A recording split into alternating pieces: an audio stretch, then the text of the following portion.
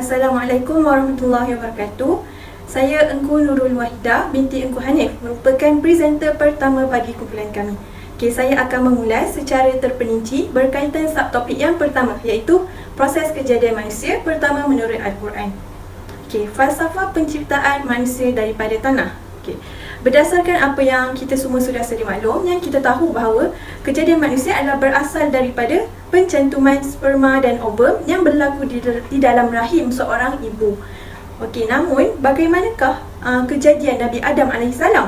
Baginda adalah manusia pertama dan tidak mempunyai ibu. Jadi dari manakah baginda boleh muncul? Jawapan kepada persoalan ini telah dijawab oleh Allah SWT di dalam Al-Quran.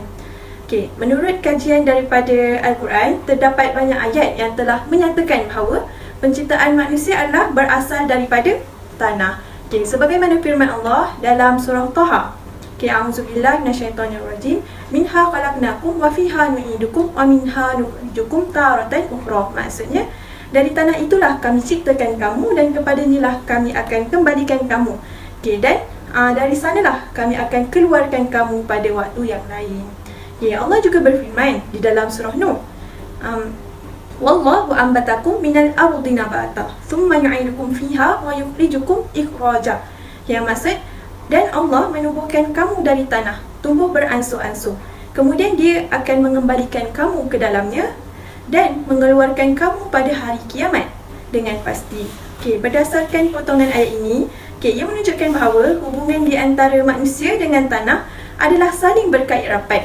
Allah SWT menekankan bahawa daripada tanahlah manusia dijadikan dan kepada tanah jugalah manusia akan dikembalikan, iaitu setelah kematian.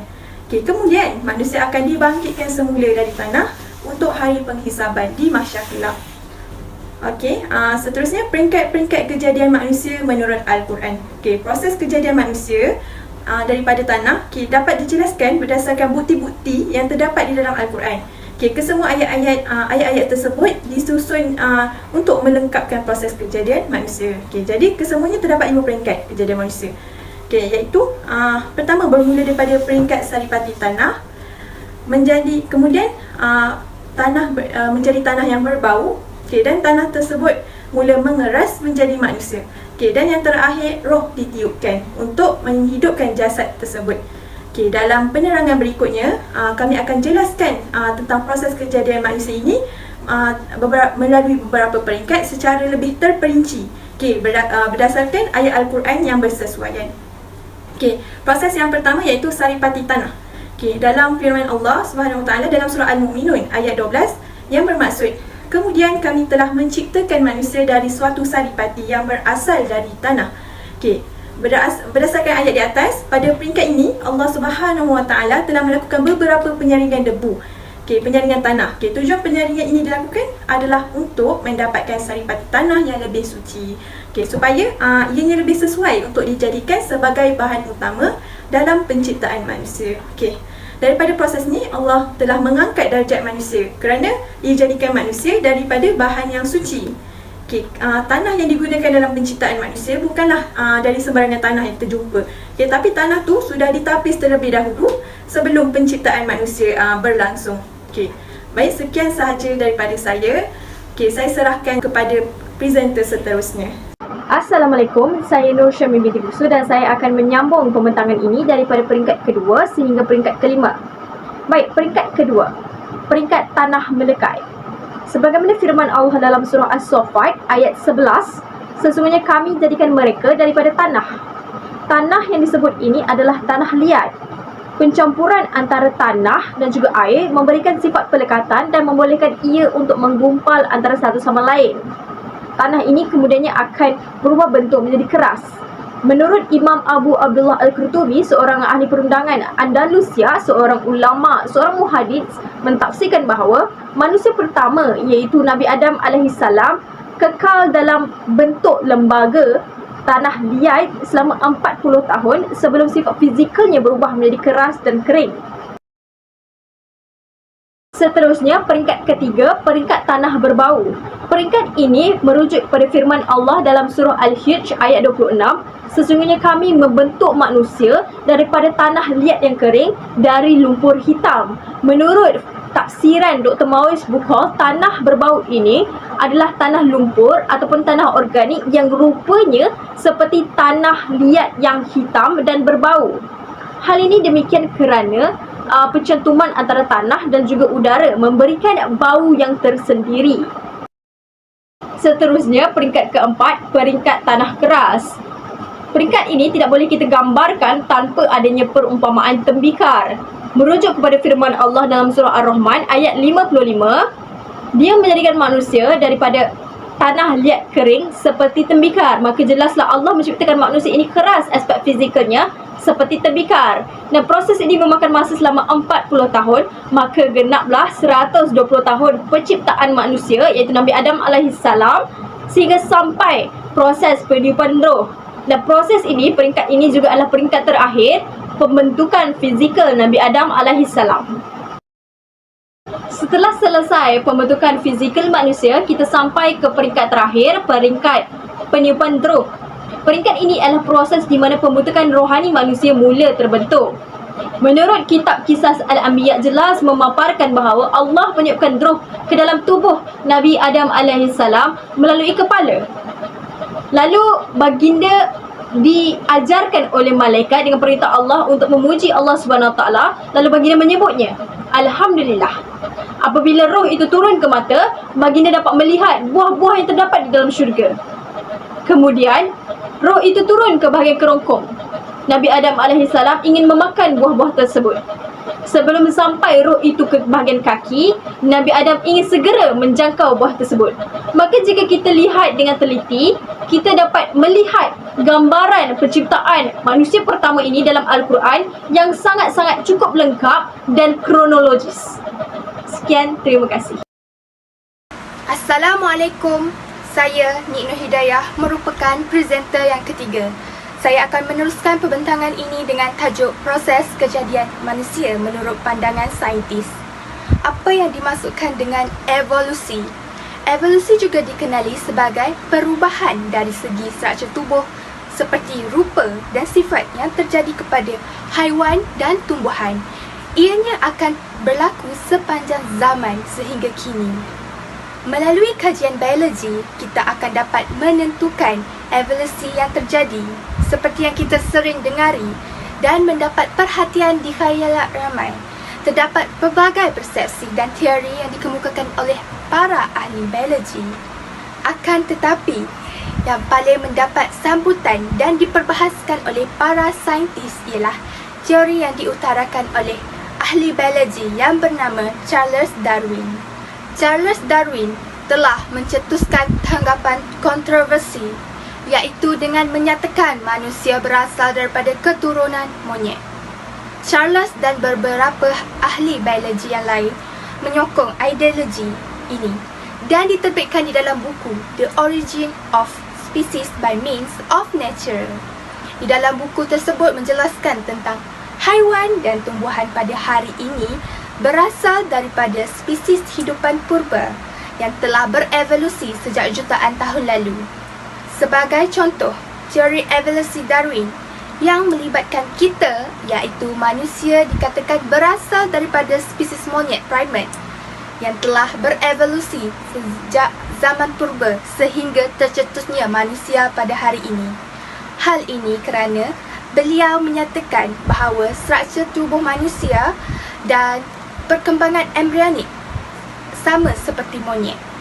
Seterusnya, beliau juga menjelaskan keadaan sekeliling kita juga dapat mempengaruhi tingkah laku manusia, akan tetapi keupayaan akal manusia lebih tinggi berbanding dengan monyet. Darwin juga menyatakan manusia adalah hasil evolusi yang paling maju berbanding dengan binatang yang lain. Bahkan, ada juga teori menceritakan seekor burung yang berasal daripada seekor dinosaur purba yang telah berevolusi selama jutaan tahun sehingga menjadi burung pada masa kini. Jelaslah di sini teori Darwin mendapat tentangan oleh beberapa ahli biologi serta di dalam Al-Quran juga tiada sepotong ayat menceritakan tentang pengevolusian manusia. Hal ini kerana teori ini tidak dapat diterapkan terhadap kewujudan manusia disebabkan oleh manusia berasal daripada sejenis Homo sapien, iaitu tidak dapat mengalami pengevolusian sejak 100,000 abad yang lalu. Justru itu, teori Darwin tidak dapat digunakan kerana terdapat pendapat lain yang mengemukakan bahawa Nabi Adam AS merupakan nenek moyang kepada umat manusia. Kerana manusia diciptakan oleh Allah SWT dengan wujudnya Nabi Adam AS, sebagaimana surah Al-Baqarah ayat ke-30. Allah berfirman kepada malaikat, "Sesungguhnya aku hendak menjadikan seorang khalifah di bumi ini." Jelaslah di sini Allah menjadikan kita manusia untuk menjadi khalifah di muka bumi ini untuk melaksanakan segala suruhan Allah seperti melakukan ibadah-ibadah yang ditetapkan. Selain itu, manusia mempunyai akal fikiran untuk sentiasa berfikiran terbuka dan mampu untuk memajukan alam semesta ini. Sekian, terima kasih. Assalamualaikum warahmatullahi wabarakatuh. Nama saya Siti Nur Zarifah Nadira binti Nur Zahid. Saya akan menyambung pembatangan dengan tajuk berikutnya, iaitu proses kejadian manusia menurut Al-Quran. Di dalam Al-Quran telah menceritakan 6 peringkat penciptaan manusia, dan sesungguhnya Allah mencipta manusia di muka bumi ini untuk menjadi seorang khalifah dan beribadah kepadanya. Disebabkan itu, manusia diberi akal fikiran supaya mampu membezakan perkara baik dan buruk, kotor dan suci, dan secara tidak langsung menunjukkan perbezaan antara manusia dan makhluk lain di muka bumi ini. Peringkat pertama di dalam proses penciptaan manusia dikenali sebagai nutfah, yang bermaksud titisan. Nutfah merupakan peringkat pertama yang berlaku setelah berlakunya pencampuran air mani. Maksud firman Allah di dalam surah Al-Insan ayat kedua, "Sesungguhnya kami telah menciptakan manusia daripada setitis air mani yang bercampur, yang kami hendaknya mengujinya dengan perintah dan larangan. Kerana itu kami jadikan dia mendengar dan melihat." Daripada nutfah inilah akan terciptanya manusia yang mempunyai rupa berbeza dan tingkah laku yang berlainan. Peringkat seterusnya dipanggil sebagai alaqah. Pembentukan alaqah terjadi pada minggu pertama hari ke-7. Dan pada hari ke-7, telur yang telah disenyawakan akan tertanam di dalam dinding rahim ibu. Firman Allah yang bermaksud, "Kemudian kami mengubah nutfah menjadi alaqah." Surah Al-Mu'minun ayat 14. Alaqah juga diberi maksud sebagai segumpal darah, dan ada juga memanggilnya sebagai pacat atau lintah kerana bentuknya. Seterusnya ialah mudghah. Pembentukan mudghah berlaku pada minggu keempat, dan peringkat mudghah telah disebut sebanyak 2 kali di dalam Al-Quran berdasarkan firman Allah yang bermaksud, "Lalu kami ciptakan darah beku itu menjadi seketul daging." Surah Al-Mu'minun ayat 14. Pada proses ini, sistem pernafasan bayi mula terbentuk dan terdapat pembentukan otot, saraf tunjang dan telinga serta anggota lain. Pada minggu ke-7, sistem pernafasan bayi akan berfungsi secara sendirinya. Peringkat keempat berlaku pada minggu ke-5, ke-6 dan ke-7. Pada peringkat ini, izam dan lam mula terbentuk, iaitu peringkat pembentukan tulang yang mendahului pembentukan otot. Apabila proses pembentukan tulang sudah selesai, otot-otot akan membungkus rangka tersebut. Kenapa otot diperlukan untuk membungkus tulang? Sebabnya otot berfungsi untuk melindungi tulang dan organ dalaman. Berdasarkan firman Allah yang bermaksud, "Lalu kami mengubahkan pula mudghah itu menjadi izam, dan kemudiannya kami membalutkan izam dengan daging." Berdasarkan surah Al-Mu'minun ayat 14. Pada peringkat ini terdapat sistem kompleks yang terbentuk seperti perut dan usus. Selain itu, organ pembiakan seperti buah pinggang, hati, kelenjar dan organ lain terbentuk lebih sempurna. Assalamualaikum warahmatullahi wabarakatuh. Nama saya Dania Arisha binti Nur Azlan, dan saya akan menyambung pembentangan untuk peringkat yang seterusnya. Pada peringkat kelima, Allah Subhanahu Wa Taala telah membentuk dengan sempurnanya janin manusia. Pada peringkat ini, bayi tidak lagi dinamakan embrio tetapi sudah berada di peringkat janin. Semua tulang janin telah terbentuk dengan sempurna, dan janin mula mendapatkan makanan ataupun nutrisi daripada ibu melalui uri. Pada peringkat yang terakhir adalah peringkat peniupan roh. Berdasarkan firman Allah Subhanahu Wa Taala, Allah Subhanahu Wa Taala telah menyempurnakan kejadian manusia dan ditiupkan roh kepadanya. Oleh itu manusia wajib taat dan bersujud kepadanya. Allah Subhanahu Wa Taala meniupkan roh ke dalam janin pada usia 120 hari dan di dalam kandungan ibunya sebelum dilahirkan ke muka bumi ini. Ketika di alam rahim, perkembangan mereka bukanlah proses pengembangan fizikal semata-mata, tetapi sudah pun mempunyai hubungan dengan Allah Subhanahu Wa Taala melalui ikatan kesaksian yang seperti disebutkan oleh Allah Subhanahu Wa Taala di dalam Al-Quran. Berikutnya saya akan membentangkan proses kejadian manusia menurut sains moden. Bagaimana manusia terbentuk menurut sains moden pula? Okey, terdapat 4 fasa utama dan fasa ini akan bermula setelah sperma bercantum dengan ovum untuk disenyawakan. Pada fasa pertama, zygote akan mula terbentuk. Di tiub Fallopian, persenyawaan berlaku apabila hanya satu sahaja sperma dapat bergabung dengan ovum. Secara umumnya, terdapat beribu-ribu sperma akan berenang ke arah ovum dan hanya satu sahaja yang dapat menembusi ovum. Di sini, nukleus sperma akan bercantum dengan nukleus ovum. Sel dibelah dan membentuk segumpal sel yang dipanggil sebagai morula. Dan sel ini akan menempel pada dinding rahim ibu. Maka zygote akan terbentuk melalui proses sains iaitu proses mitosis dan meiosis. Dan ini akan mengambil masa selama 2 minggu. Kemudiannya, proses kedua mula terjadi iaitu pembentukan embrio. Proses pembentukan embrio adalah proses di mana banyak sistem dan struktur bayi dihasilkan. Pada tahap ini, sel-sel akan membentuk organ, tulang, otak dan sistem tubuh bayi serta menjadikan janin yang lengkap sifatnya. Setelah 4 minggu, embrio akan mengapung di dalam kantung berisi cairan yang dipanggil sebagai cecair amnion. Pada fasa ini, jantung bayi akan mula berdetak dan otak akan mula berkembang. Uri atau plasenta akan mula terbentuk supaya janin dapat menyerap nutrien ataupun nutrisi daripada ibu. Pada fasa ketiga, bayi tidak lagi dipanggil sebagai embrio tetapi dikenali sebagai fetus. Pada proses ini, ciri muka akan menjadi lebih jelas, bayi akan mula menghasilkan kulit, kelopak mata, telinga dan mulut. Dan alat kelamin akan menjadi lebih jelas. Darah merah akan mula dihasilkan di dalam hati dan fetus kini memiliki jari jemari yang munggil yang lebih kelihatan. Pada fasa terakhir, bayi yang sempurna akan terbentuk. Setelah 28 minggu, janin akan berkembang dengan sempurna. Ketika janin sudah berusia 120 hari, janin sudah mampu untuk mendengar bunyi di sekitarnya serta mengetahui sekiranya ada cahaya melalui dinding rahim ibunya. Berat badannya akan terus bertambah menjelang kelahiran melalui bekalan nutrisi ataupun nutrien daripada plasenta. Fusi dan perkembangan otak akan mula berkembang dengan cepat. Sistem saraf akan mula terbentuk dengan sempurna. Fetus yang cukup bulan atau matang adalah terbaik pada minggu ke-38.